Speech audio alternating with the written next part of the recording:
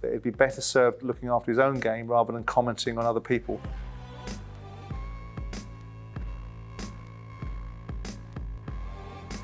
Welcome to One with Simon Jordan.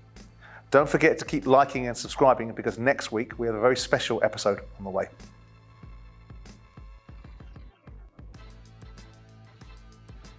I always enjoy the Olympics.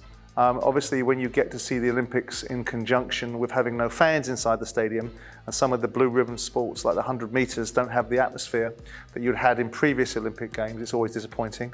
And of course the doping regime, you know, when we're talking about British athletes being brought into it, are very disappointing. But it's still the greatest sports events on earth. I know we've got World Cups in football and we have other wonderful tournaments and the Ryder Cup coming up, but the Olympics is still the greatest show on earth. So yeah, I do enjoy it.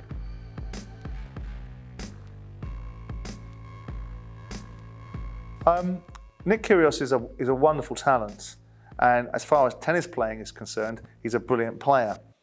I don't like some of the things he says and does. I think if he spent as much time focusing on his ability rather than some of the controversial views that he has about COVID and about certain players like Novak Djokovic, who, with the greatest respect in the world, he has not won anything vaguely resembling what they won. As a talent, as a sports person worth watching, yeah, he's in the Ilie Nastase bracket without having won anything.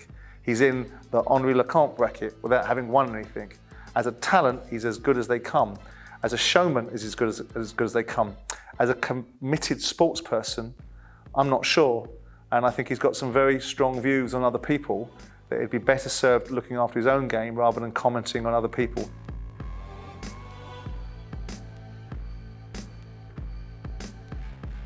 Well, cricket's going through a massive change. When I grew up watching cricket, you know, Geoffrey Boycott, who was one of my heroes, and people like Chris Tavery were opening batting for England, and the average run rate in test matches was about 1.2 per over. Now you've got a completely different dynamic. You've got a change, you've got another generation of people that are watching cricket and the sport's desperate desire to evolve, whether it be from 50 over to T20 to the 100 to the IPL League to re-insuring or to ensuring that the Test cricket still has a place. I don't think there's too much, but I do think they probably need to define where they're going with two tournaments that are very similar. I know that the 100 has rock and roll and social integration, and the T20 is slightly different. But I think the real format that's coming under challenge is the county cricket, because it looks pedestrian by comparison. It looks pedestrian by the nature of the people that are playing in it. It looks pedestrian by the audience that are watching it. It looks pedestrian by the spectacle that goes alongside it. And Test cricket, obviously we've had the recent controversies with India pulling out of the final test in favour of the IPL. Cricket's going through a change and a rethinking and perhaps a refinancing. Is there too much? Probably. I was good at golf. I got into a phase of wanting to play golf when I first bought Palace and I moved back home to Spain because I was brought up in Spain. And so I played a lot of golf and I got down to about a 13 handicap. But to go to the next level, you've got to practice more, you've got to lay up in games, you've got to have more patience. I don't have any of it. And so I didn't want to practice more and more and more to get down into single figures. So I ended up with a brand new set of Callaways in a lake in Spain because I got frustrated with my inability to be able to get to the level I wanted to. But I'm okay, because I was coached at tennis for a long time. The tempo of a tennis swing is very simple, very similar to a tempo of a golf swing. So if you've got an eye for tennis, you'll be all right at golf. But okay, just okay. I have to confess, very remiss of me, I haven't watched Drive to Survive. You know, obviously F1 is going through a re-emergence of communicating with its audience, whether it's Liberty that have taken over F1 from Bernie Ecclestone and tried to make sure the next generation of race fans get engagement, or whether it's just a natural evolvement.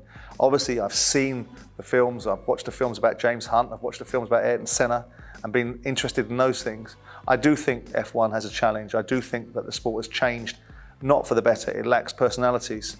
And recently we're seeing a degree of controversy because of the relationship between Verstappen and Lewis Hamilton, you know, culminating in that situation of the most recent race. But I think anything that can give people a more varied access and understanding of F1 because it's a fabulous sport. I used to own a car magazine called Octane, which dealt in that area, and I saw a lot of the races and sometimes got very bored. I remember almost falling asleep at Spa-Francorchamps on the bend because it was so boring. But I do think that F1 attracts a massive audience, and anything that gives people an access that they haven't seen before will be good. So I'll make it a point to watch Drive to Survive, even if I'm not a huge fan of Lewis Hamilton's. Keep leaving your comments below, and don't forget to watch out for next week's episode, as I'll be giving you some insight that you haven't previously had.